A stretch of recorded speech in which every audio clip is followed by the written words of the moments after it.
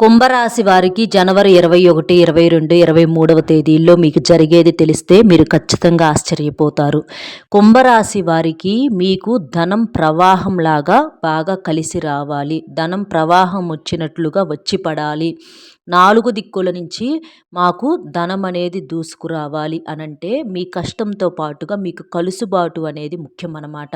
కష్టం చేయాలండి. కష్టం లేకుండా ఏ మనిషి కూడా సంపాదించలేడు. కష్టపడకుండా ఎవ్వరికీ డబ్బు అనేది ఊరికనే రాదు. కష్టపడితేనే వస్తుంది. మరి కష్టం ఒక్కటి ఉంటేనే వస్తుందా అనేది మీరు కూడా ఒకసారి ఆలోచించండి. మనం జీవితంలో ఎదగాలి అంటే కష్టంతో పాటుగా కలుసుబాటు అనేది కూడా ఉండాలన్నమాట. ఎందుకంటే కొంతమందిని మనం గమనించినట్లయితే వాళ్ళు చిన్న వయసు నుంచి కూడా రెక్కలు ముక్కలు చేసుకొని కష్టపడుతూనే ఉంటారు. పొలాల్లో కావచ్చు, లేకపోతే వారికి సంబంధించిన పనులు అంటే కూలి పని చేసేవాళ్ళు, రాళ్ళు మోసేవాళ్ళు, పొలాన కష్టపడేవాళ్ళు, ఉద్యోగాలు చేసేవాళ్ళు, వ్యాపారాలు చేసేవాళ్ళు, చిన్న సమోసాలు అమ్ముకునేవాళ్ళు, ప్రతి ఒక్కళ్ళు రిక్షా దొక్కుకునేవాళ్ళు, ఇట్లా మనం ఎంతమందినో చూస్తూ ఉంటాము. అలా చూసే వాళ్ళందరూ కూడా వాళ్ళు కష్టపడుతున్నారు. అలాంటి వాళ్ళకి కనీసం ఉండటానికి ఒక ఇల్లు కూడా ఉండదన్నమాట. అంటే వాళ్ళు చిన్న వయసు నుంచి ఎంత కష్టపడుతున్నా ఉండటానికి ఒక చిన్న ఇల్లు కూడా, ఒక చిన్న గూడు కూడా సంపాదించుకోలేని వాళ్ళు ఎంతమందో ఉంటారు. వాళ్ళకి తగ్గ స్థాయిలోనే అది కూడా వాళ్ళ వల్ల కాదనమాట. అంటే అక్కడ కష్టం ఒక్కటే కాదు, కలుసుబాటు లేదు అక్కడ వాళ్ళకి. అంటే కలిసి రావాలి. నేల రుణం అంటారు, నీటి రుణం అంటారు. అలాగే సంపాదన పరంగా మనం ఎదగాలన్నా కూడా మనకు అది కూడా రాసి పెట్టి ఉండాలన్నమాట. వాటికి మనకి కొన్ని కొన్ని పరిహారాలు అనేవి చేయాలి. కుంభరాశి వారు అంటే కొంతమందిని మనం చూసినట్లయితే కూటికి లేని వాళ్ళు కోటేశ్వరులుగా మారుతూ ఉంటారు. కొంతమంది కోటేశ్వరులు ఏమీ లేని స్థాయికి పడిపోతూ ఉంటారు. అంటే బండ్లు ఓడలు అవుతాయి, ఓడలు బండ్లు అవుతూ ఉంటాయి. అట్లా అన్నమాట. అలాగా మీ కష్టానికి తగ్గట్లుగా మీకు కలిసొచ్చి మీరు మంచిగా ఎదగాలి అని అనుకుంటే కుంభరాశి వారు పర్సులో మీరు ఈ వస్తువును పెట్టుకోండి. ఈ వస్తువును పెట్టుకోవటం వల్ల ఏంటంటే మీకు అంటే ధనం అనేది 4 దిక్కుల నుంచి దూసుకు వస్తుంది. బాగా కలిసి వస్తుంది. మీరు చేసే పని ఏదైతే ఉంటుందో ఆ పనిలో మీకు 100కు 1000% కలుసుబాటు అనేది ఉంటుంది. ఫెయిల్ అవ్వటం అనేది ఉండదు. మీ కష్టానికి మీరు ఊహించిన దానికన్నా కూడా రెట్టింపు లాభం అనేది వచ్చిద్దనమాట. ఇలా మీకు ఆ యొక్క వస్తువుని మీరు పర్సులో రోజు కనుక ఉంచుకున్నట్లయితే ఇక మీకు జీవితంలో తిరుగు అనేది ఉండదు. ఆడవాళ్ళైనా కావచ్చు, మగవాళ్ళైనా కావచ్చు. ఆడవాళ్ళకైతే హ్యాండ్ బ్యాగులు ఉంటాయి, పర్సులు ఉంటాయి. మగవాళ్ళకి ఎప్పుడు పర్సు ఉంటుంది జేబులో. అట్లా మీరు పెట్టుకోండి. ఆ పర్సులో ఆ వస్తువును పెట్టుకుంటే ఏంటంటే మీకు ఆ వస్తువు ఏంటంటే బాగా ధనాన్ని ఆకర్షించిద్ది. అంటే ఇది కుంభరాశి వారికి మాత్రమే సంబంధించినటువంటి అంటే మీ రాశి ప్రకారము, మీ జాతక ప్రకారము చూసి మీరు ఈ వస్తువును పెట్టుకుంటే మీకు బాగా కలిసి వచ్చిద్ది అని చెప్పేసేసి మనకు జ్యోతిష్య పండితులు చెప్తున్నారనమాట. కాబట్టి అలాంటి వస్తువును పెట్టుకోవటం వలన మీకు తిరుగులేని అదృష్టము, ఐశ్వర్యము, రాజయోగం అనేది మీకు దక్కిద్ది. ఏముందలే వీడియోల కోసం ఏదో ఒకటి చెప్తారని అనుకోవద్దండి. ఎందుకంటే కుంభరాశి వారి యొక్క రాశి ప్రకారము, మీ యొక్క నక్షత్రాల ప్రకారము అంటే కుంభరాశిలో కొన్ని నక్షత్రాలు ఉంటాయి. అలా అందరికీ కలిసి వచ్చేటట్లుగా ఈ వస్తువు మీరు పెట్టుకోవటం వలన ప్రతి ఒక్కరూ అంటే దీనికి మీరు ఖర్చు పెట్టాల్సిన పని లేదు. దీనికి మీరేమి చేయాల్సినటువంటి పని లేదు. అందరికీ అందుబాటులో దొరికేటటువంటి వస్తువే. అది పెట్టుకుంటే మీకు తిరుగు అనేది ఉండదన్నమాట. అదేంటని తెలుసుకునే ముందు ఒక్కసారి ఇది వినండి. చాలామంది కూడా కొన్ని రకాలైనటువంటి చెప్పుకోలేని సమస్యలతో బాధలు పడుతూ ఉంటారు. అంటే ప్రేమ, పెళ్లి, విద్య, ఉద్యోగము, వ్యాపారము, భార్యాభర్తల మధ్య గొడవలు, విడాకుల సమస్యలు, అప్పుల సమస్యలు, ఆర్థిక సమస్యలు, మీ మీద కానీ మీ ఇళ్ళ మీద కానీ ఏదైనా చెడు ప్రయోగాలు చేసిన, విద్య, ఉద్యోగము, సంతానం లేకపోవటము, శత్రు సమస్యలు, ఇలా మీకు ఏదైనా కుటుంబ సమస్యలు ఉంటే అలంపూర్ జోగులాంబదేవి జ్యోతిష్యాలయం గురూజీ సీతారామరాజు గారు, గురువుగారి ఫోన్ నెంబర్ 9948253372. ఈ నెంబర్కి కనుక మీరు ఫోన్ చేసినట్లయితే మీరు దూరంగా ఉన్నా పర్వాలేదు, మీ యొక్క సమస్యకు పరిష్కారం అనేది గురువుగారి ద్వారాగా ఫోన్లోనే దొరుకుతుంది. గురువుగారు చేసే ప్రత్యేకమైన పూజల వలన, పరిహారాల వలన మీరు మీ సమస్య నుంచి చాలా తేలికగా బయటపడగలుగుతారు. కాబట్టి మీకు ఏదైనా సమస్య ఉంటే గురువుగారికి ఈ నెంబర్కి కాల్ చేయండి. గురువుగారి దగ్గర చెప్పింది చెప్పినట్లుగా జరుగుతుంది. కాబట్టి గురువుగారికి మీరు నమ్మకంతో కాల్ చేసినట్లయితే మీ యొక్క సమస్యకు పరిష్కారం ఖచ్చితంగా దొరుకుతుంది. ఇక ఆ వీడియోలోకి వస్తే కుంభరాశి వారేంటంటే గత కొంతకాలంగా చాలా రకాలైనటువంటి మానసిక సమస్యలతో, బయటికి చెప్పుకోలేని సమస్యలతో, వీళ్ళు చేసే పనుల్లో ఏందంటే కలుసుబాటు అనేది వీళ్ళకి రావటంలా. కష్టం చేస్తున్నారండి. మనం ఇందాక చెప్పుకున్నట్లుగా కష్టమైతే పడుతున్నారు. వీళ్ళకి చేతైనట్లుగా ఎవరు చేసేటటువంటి పనిని బట్టి వాళ్ళు దాంట్లో కష్టం అనేది పడుతూనే ఉన్నారు. కూలికెళ్ళే వాళ్ళు కూలికెళ్తుంటే, ఉద్యోగాలకెళ్ళే వాళ్ళు ఉద్యోగాలకెళ్తుంటే, వ్యాపారం చేసేవాళ్ళు వ్యాపారాలు చేస్తుంటే, ఇట్లా ఖాళీగా అయితే మాత్రం వీళ్ళు కూర్చోరు. ఏదో ఒక పని అనేది వీళ్ళు చేస్తానే ఉంటారు. కానీ ఆ పనిలో వీళ్ళు ఊహించుకున్నటువంటి రిజల్ట్ అనేది వీళ్ళకి రావటంలా. వీళ్ళు ఊహించుకున్నటువంటి ఆ యొక్క రూపాయిని వీళ్ళు చూడలేకపోతున్నారనమాట. అంటే కష్టానికి తూకమేసినట్లుగా రావటము, లేకపోతే అసలు ఒక్కొక్కసారి ఆ పెట్టిన పెట్టుబడి కూడా అంతా కూడా నష్టాలు రావటము, ఆ ఉద్యోగాల కాడ శాలరీస్ పెరగకపోవటం, అంటే వీళ్ళ చేత బాగా కష్టపడి వీళ్ళ వల్ల ఏంటంటే ఆ కంపెనీలకు బాగా లాభాలు ఉంటున్నాయి. కానీ వీళ్ళకి ఇచ్చే జీతాలు అనేవి చాలా తక్కువగా ఉంటున్నాయి. అంటే వీళ్ళు పడే కష్టానికి దానికన్నా డబల్ రెట్టింపు రావాలి. రెట్టింపు రావాల్సిన కాడ కనీసం అందులో కొంత ఇవ్వటానికి కూడా వాళ్ళు చూసి చూసి ఏదో త్యాగం చేస్తున్నట్లుగా ఇస్తూ ఉంటున్నారనమాట. దానివల్ల వీళ్ళకి తృప్తి అనేది లేదు.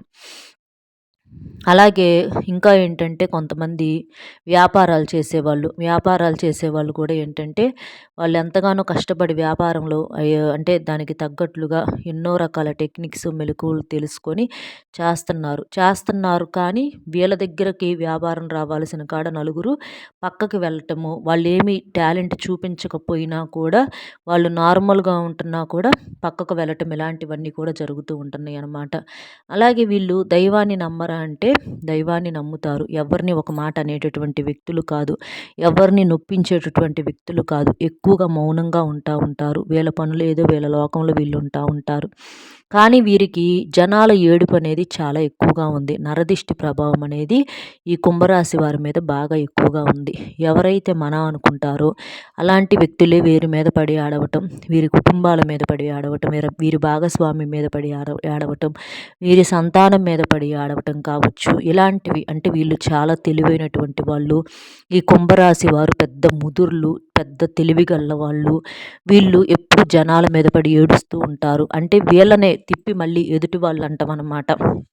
మనుషులు చూస్తానికి పైకి అట్లా ఉంటారు కానీ ఈ కుంభరాశి వాళ్ళు మామూలు వ్యక్తులు కాదు. అది ఇదని చెప్పేసేసి వీళ్ళ చుట్టూతా ఉండి ఎవరైతే మన అనుకుంటా ఉంటారో వాళ్ళు వీళ్ళ మీద పడి ఎప్పుడు ఏడుస్తూ ఉంటారనమాట. అంటే వీళ్ళు చాలా తెలివైనటువంటి వాళ్ళు, అలాంటి వాళ్ళు ఇలాంటి వాళ్ళు అది ఇదని చెప్పేసేసి ఎప్పుడూ కూడా వీరి మీద ఒక ప్రత్యేకమైన దృష్టి అనేది ఉంటుంది. అలాగే వీళ్ళు అందంగా ఉంటారని, చక్కగా ఉంటారని వీళ్ళు కట్టుకునే బట్టల వైపు చూస్తాము, వీళ్ళు పెట్టుకునే నగల వైపు చూస్తాము, ఎక్కడికి వెళ్ళొచ్చారా ఏంటి, ఏం చేస్తున్నారు, ఏం తింటున్నారు, ఇట్లా ప్రతిదీ కూడా వీళ్ళ మీద ఒక చూపు అనేది జనానికి ఉంటుంది అనమాట. అది ఈ కుంభరాశి వాళ్ళకు మొదట్లో అర్థం కాకపోయినా నిదానం మీద అది అర్థమైద్ది. అంటే వీళ్ళ ఎదుగుదలకి అడ్డము ఏది అనేది ఇప్పుడు వీరికి అర్థమవుతుందన్నమాట. ముఖ్యంగా ఈ నరదృష్టి. ఈ నరదృష్టికి ఏంటంటే నల్లరాళ్ళే పగిలిపోతాయి. అలాంటిది మనుషులు మనం ఎంత ఒక్కసారి ఆలోచించండి. వీళ్ళు ఏముందిలే అని చెప్పేసి కొట్టి పడేసినా కూడా ఆ దిష్టి ప్రభావం అనేది వీరి మీద చాలా ఎక్కువగా ఉంటుందన్నమాట. ఇప్పుడు దాన ధర్మాలంటే ఎంతసేపటికి మనం పక్కన వాళ్ళకు పెట్టి మంచి చేపించుకోవాలంటే పెట్టిన కాసేపు మంచి, తర్వాత మళ్ళీ చెడే. అంటే పద్దాకలో పెడతా కూర్చుంటాము డబ్బులు కావచ్చు, ఇంకొకటి కావచ్చు. ఎవరి బ్రతుకులు వాళ్ళు బ్రతకటమే ఈ రోజుల్లో ఎక్కువైపోతుంది. అలాంటిది ఎంతమందికి పెట్టి ఎన్ని రూపాయలు ఇచ్చి మంచి చేసుకుంటాం ఒకసారి ఆలోచించండి. ఇప్పుడు కష్టాల్లో ఉన్న వాళ్ళకంటారా అది వేరే విషయం. అది కూడా మన స్తోమతను బట్టి పెట్టుకుంటూ ఉంటాము. కష్టాల్లో ఉన్న వాళ్ళకు పెట్టుకోవాలి, అటు ఇటుగా ఉండాలి మనిషి అంటే. కానీ ఈ కుంభరాశి వారి మీద జనం అనేది ఏంటి అంటే వీళ్ళకు పాపం పుణ్యం లేదు. వీళ్ళు వాళ్ళ కుటుంబాలను తప్ప ఎవరిని చూడరు. అంటే వీళ్ళ ఎదురుగా ఒక మనిషి హీనమైనటువంటి స్థితిలో ఉన్నా కూడా వీళ్ళు ఎవరికి సహాయం చేసే బుద్ధి కాదు. ఈ కుంభరాశి వారు పెద్ద స్వార్థపరులు అన్నట్లుగా వీరిని ఏంటంటే వీళ్ళ చుట్టూతా ఉన్నటువంటి వాళ్ళు, ముఖ్యంగా బయట వాళ్ళైతే అది వేరే విషయం, తీసేసేయండి, పట్టించుకోము మనము. కానీ వీళ్ళ చుట్టూతా ఉన్నటువంటి బంధువుల్లో కావచ్చు, రక్త సంబంధికుల్లో కావచ్చు, ఇలాంటి వాళ్ళే వీరి మీద చాలా రకాల నిందలు వేస్తూ ఉంటారు. చాలా రకాలుగా నలుగురిలో ఏంటంటే వీళ్ళని ఒక చెడు చేసి చూపిస్తూ ఉంటారనమాట. అలాగా. ఇప్పుడు మరి అనేవాళ్ళందరూ పెడతారా? ఒకసారి ఆలోచించండి. అందరూ జనానికి పెట్టుకుంటా, సహాయం చేసుకుంటా కూర్చుంటున్నారా? ఆపదలో ఉన్న వాళ్ళకి పెట్టాలి. దానికి కాదని అంటల్ల. కుంభరాశి వారి దగ్గర కొంచెం పిసినారితనం అనేది ఉంటదండి. ఎందుకంటే కష్టపడే ప్రతి మనిషి దగ్గర కూడా పిసినారితనం అనేది ఉంటది. డబ్బు రూ. 1 ఖర్చు పెట్టాలంటే ఆలోచిస్తా ఉంటారనమాట. ఎందుకంటే చిన్నప్పటి నుంచి పడినటువంటి కష్టాలు కావచ్చు, బాధలు కావచ్చు, ఇలాంటి వాటి వల్ల కాస్త ఆలోచించుకోవటంలో ఎవరికైనా తప్పనేది లేదు. ఎందుకంటే కష్టపడితే తప్ప ఎవరికి ఊరికనే రావట్లే. కష్టపడ్డా కూడా రావట్లే డబ్బులనేవి. కాబట్టి వీళ్ళు అలా ఆలోచిస్తూ ఉంటారనమాట. కాకపోతే ఏదన్నా ఇబ్బందుల్లో ఉన్నాము, మనం సహాయం చేయగలిగి ఉండి చేయకపోతే తప్పే. ఎదుటివారు ఒక దారుణమైనటువంటి స్థితిలో ఉన్నారు, మనం చేయగలిగి ఉన్నాము, అలాంటప్పుడు చేయకపోతే అది తప్పయిద్దనమాట. కాబట్టి వీళ్ళకంటే ఎక్కడ చెయ్యాలో ఎక్కడ చేయకూడదన్న విషయం వీళ్ళకు తెలుసు. ఒకళ్ళు చెప్పాల్సినటువంటి అవసరం అనేది లేదనమాట. పిసినారితనంగా చెప్పేవాళ్ళు కూడా ఉంటారు, అందరూ ఉంటారు. ఎవ్వరూ కూడా ఊరికినే పారేసుకోరు కదా! అలాగా వీరి మీద ఏంటంటే రకరకాలైనటువంటి ఏడుపులు, అంటే ఏదో ఒకటి వెతకటం వీళ్ళని ఏంటంటే ఏదో ఒక రకంగా వెతకాలి, వీళ్ళ మీద పడి ఏడవాలి, వీళ్ళ గురించి ఒక టాపిక్ కావాలి, వీళ్ళ గురించి చాడీలు చెప్పుకోవాలి. అది మంచో చెడో ఏదో ఒకటి వీళ్ళ మీద ఒక చూపు అనేది జనానికి అట్లా ఏర్పడిందనమాట. వాటి వల్లే వీళ్ళకి ఈ సమస్యలు అనేవి వస్తాయి. కాబట్టి మీరేంటంటే అలాంటి వాళ్ళు ఉన్న చోట నుంచి మీరు స్థల మార్పిడి చేసుకునే ప్రయత్నం చేయండి. అంటే ఇప్పుడు సొంతిల్లు అనుకోండి, సొంతిల్లు అయితే అలాంటి వాళ్ళకి కనిపించకుండా కాస్త ఏదన్నా అడ్డాలు కట్టుకోవటమో, మీకు కుదిరితే లేకపోతే ఇంకొక చోటకి ఇల్లు మార్చే ప్రయత్నం, అద్దిల్లు అయితే ఈ ఇల్లు కాకపోతే ఇంకో ఇల్లు మారే ప్రయత్నం చేయటము, ఇలాంటివి కాస్త ఏదో ఒకటి చెయ్యండి. అంటే అలాంటి వాళ్ళ చూపులకు దగ్గరలో ఉండటం వల్ల ఉపయోగం ఏమీ లేదు. ఎంత దగ్గరగా ఉన్న వాళ్ళేం మారరు, మీ మీద వాళ్ళకేం సింపతి ఏమీ రాదు. కాబట్టి అలాంటి వాళ్ళలో మార్పు కోసం ఎదురు చూసే కన్నా మనమే మారి పక్కకెళ్తాం మంచిది. రోడ్డు మీద కుక్కలొస్తుంటే పక్కకెళ్తాం కదా! అట్లాగే మనం కూడా పక్కకెళ్ళిపోవాలి. అలాంటి అవకాశం కుదిరితే చేయండి. ప్రత్యేకంగా అవసరం లేదు. ఎందుకంటే ఎవరో కోసమని మళ్ళీ ఇప్పుడు కొత్తగా స్థల మార్పిడి, ఇల్లు మార్పిడి అంటే అది చాలా కష్టమైద్ది. కాబట్టి కుదిరితే చేయండి. లేకపోతే లేదు. లేకపోతే పట్టించుకోకుండా మీ పనులు మీరు చేసుకోండి. మీరేంటంటే కాస్త ఆదివారాలు, అమావాస్యలు ఎవరికి వాళ్ళు కళ్ళుప్పుతో దిష్టి తీసేసుకోవటము, అమావాస్య సమయాల్లో ఇంటికి గుమ్మడికాయలు కట్టుకోవటము, లేదా గుమ్మడికాయతో దిష్టి తీసేసుకోవటము, ఆంజనేయ స్వామి గుడికి వెళ్ళినప్పుడు నిమ్మకాయలు తీసుకెళ్ళి నిమ్మకాయలు మీ ఇంటి గేటుకు కట్టుకోవటం కావచ్చు. ఇట్లాంటివి కొన్ని ఏంటంటే కాస్త దిష్టి తీసేసుకునే ప్రయత్నాలనేవి చెయ్యండి. ప్రతీదీ మీకు ఎంత సంపాదన వస్తుంది, మీరు ఎంత బంగారం కొంది, ఏం తిన్నది, ఏం గుడ్డలు కట్టుకునేది, ఇవన్నీ జనానికి చెప్పుకోమాకండి. మంచితనంగా ఉన్నా కూడా చెప్పుకోవద్దు. అలా చెప్పుకున్నా కూడా ఉప్పెననేది ఎక్కువగా ఉంటదనమాట. కాబట్టి ఇలాంటివి కొన్ని రహస్యాలనేవి మీరు పాటించండి. అలాగే మీరు ఇంట్లో కూడా దీపారాధన చేసుకునే ప్రయత్నం చేయండి. అంటే ఇంట్లో దీపం వెలిగించుకోండి. సాధ్యమైనంత వరకు మీకు కుదిరినప్పుడల్లా ఇంట్లో చక్కగా దేవుడు గది అంతా శుభ్రం చేసుకొని, దేవుడి పటాలకు గంధమ, కుంకుమ, పుష్పాలతో అలంకరణ చేసేసి చక్కగా ఇంట్లో లక్ష్మీదేవి ముందల, శివపార్వతుల దగ్గర ఆవు నెయ్యితో కానీ, నువ్వుల నూనెతో కానీ చక్కగా దీపం వెలిగించుకోండి. దీపం పరబ్రహ్మ స్వరూపం అంటారు. దీపం లక్ష్మీదేవి స్వరూపం. ఏ ఇంట్లో దీపం ఉంటుందో ఆ ఇంట్లో దుష్ట శక్తులు అనేవి ప్రవేశించలేవు, దుష్టశక్తులు ఉండలేవు అనమాట. ఖాళీ బూడిదైపోతూ ఉంటాయి. అలాగే ఇంట్లో దీపారాధన చేసుకోవటము, ధూపం వేసుకోండి. సాంబ్రాణి పొడి, గుగ్గిలము, వేపాకులు, ఎండినటువంటి వేపాకులు కావచ్చు, ఇలాంటివి మీరు వేసేసి చక్కగా ఇల్లంతా కూడా సాంబ్రాణి ధూపం వేయండి. ధూపం వేస్తే ఆ పొగ రూపంలో దుష్టశక్తులు ఏవైతే ఉంటాయో అవన్నీ కూడా బయటికి వెళ్ళిపోతాయి. ఇంటికి కూడా దిష్టి తీసేసుకుంటూ ఉండండి. ఇంట్లో ఉన్న మనుషులకు దిష్టి తీసేసుకుంటూ ఉండండి. మీ రాశికి అధిపతి శని భగవానుడు కాబట్టి మీరు నవగ్రహాల దేవాలయానికి వెళ్ళినప్పుడు శనీశ్వరుడి ముందల నువ్వుల నూనెతో చక్కగా దీపం వెలిగించండి. అలా అందులో నువ్వులు కూడా వేయండి, కొంచెం నల్ల నువ్వులు వేయటం వలన మీకు శనిదేవుడి అనుగ్రహము కలుగుతుంది. ఈ నరదిష్టి నుంచి కూడా మీరు బయటపడగలుగుతారు.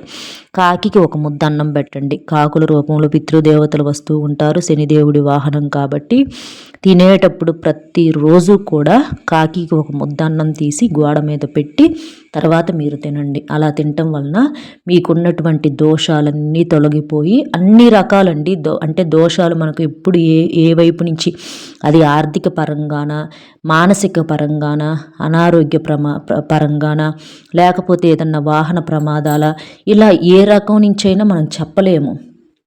అలాంటివన్నీ కూడా తొలగిపోతాయి అన్నమాట. మనిషికి నిజమైనటువంటి సంపద అంటే ఎప్పుడు కూడా డబ్బు ఒక్కటే అనుకోకూడదు.